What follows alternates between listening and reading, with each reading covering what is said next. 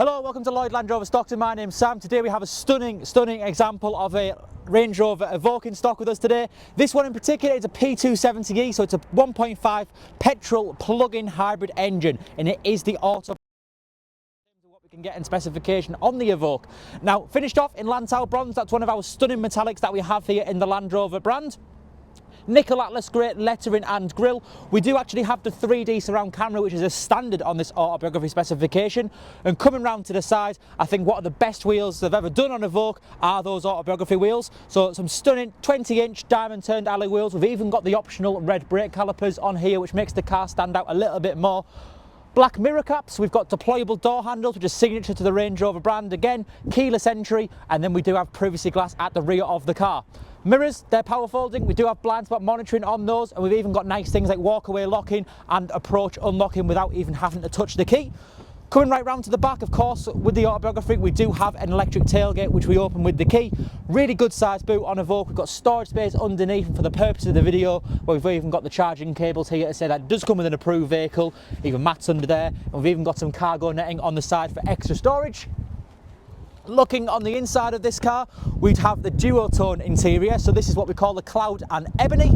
With it being an autobiography, we have got heated rear seats, so not only the front ones are heated, we've got the rear passengers, which will also have heated seats. Meridian speakers, if you're into your music, also sound fantastic. Lots of adjustment in them seats as well, including the side bolsters, and the electric memory seats in the front, with also an electrically adjustable steering wheel.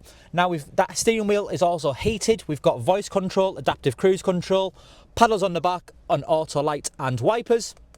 My dashboard, it's fully customizable and it's fully digital as well, but it reads 2,924 miles on the car at the time of recording.